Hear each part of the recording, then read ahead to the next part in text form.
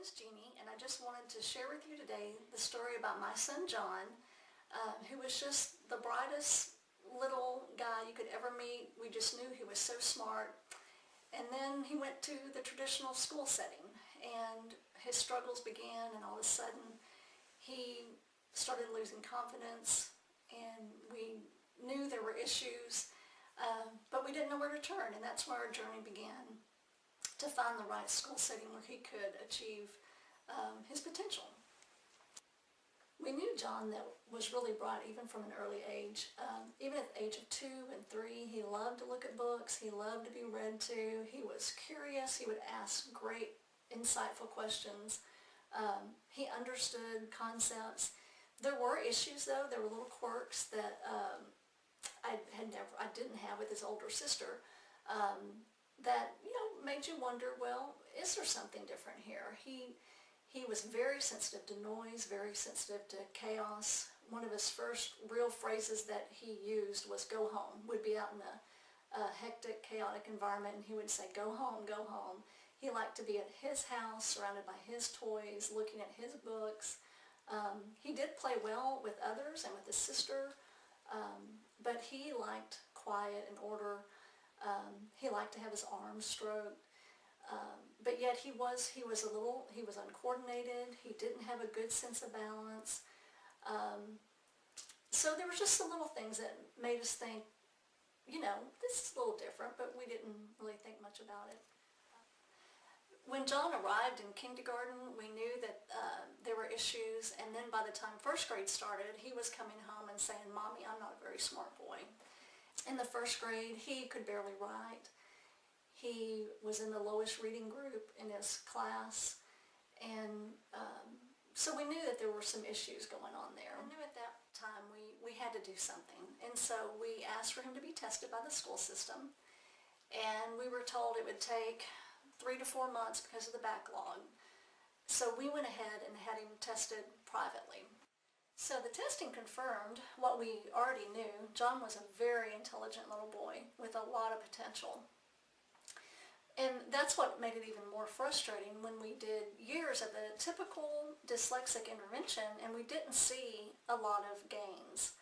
And it was also frustrating because we were hearing that they were going to help, this therapy would help John cope with dyslexia, to learn tools to cope with it. No one ever spoke of him actually being able to overcome his dyslexia and reach his full potential. And so that was really our frustration, is that we were spending so much time, John was giving so much energy and just giving all of everything he could to this therapy, and we were seeing very little gain, and we were also given very little hope on what the future would hold for him. And the school system did accept that diagnosis of dyslexia, but they said that he couldn't receive services through the school system because he wasn't failing. So even though he was diagnosed with a learning difference, they were saying his academic achievement wasn't low enough yet to warrant services. At that point, and they told us we should just wait, that he would probably overcome this on his own. I knew that John needed more than just time, and we couldn't wait for the public school system to agree with us. So it was at that time that we reluctantly left an excellent public school system and set out on our own to discover how to get help for him. And over those next 3 years, he went through 3 different schools. He went through 2 years of intensive, traditional, phonological therapy with a licensed and very competent reading specialist.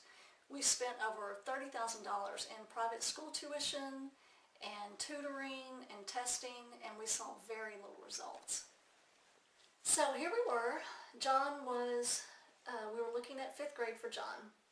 He'd been in 3 different schools, and we'd spent a lot of money, and really just all the approaches that we had tried, we didn't see huge gains. It didn't make sense as far as what the things that we were doing to try to help him overcome his learning differences. We were even considering at this point to put him back in public school with accommodations.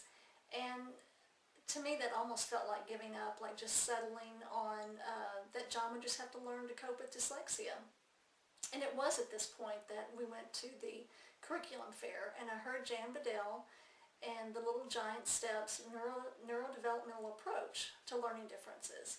And it was through this when Jan explained that they look at the brain and they actually treat the learning differences at the root cause.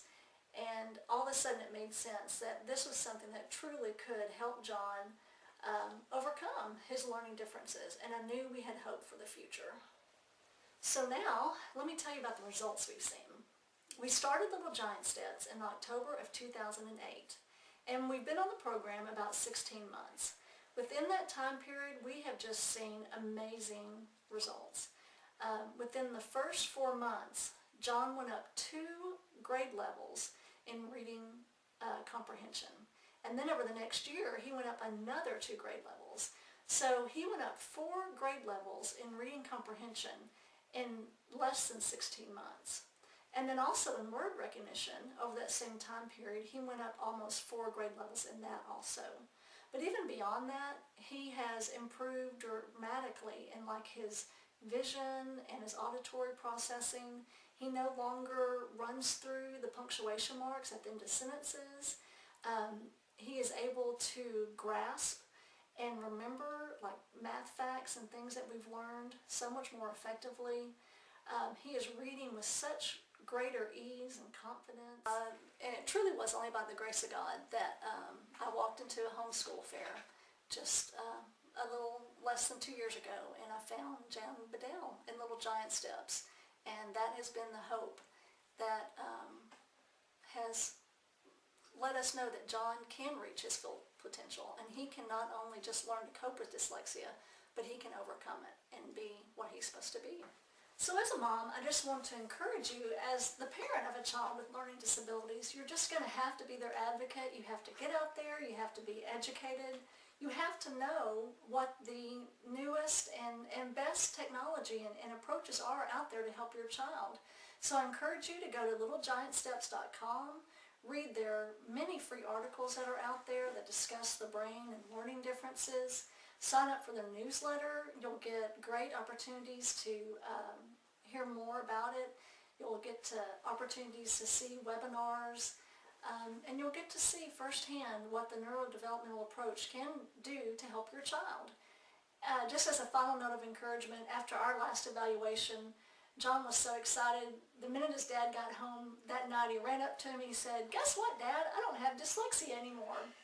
So I just want to encourage you that there is hope out there and that your child can reach his full potential too.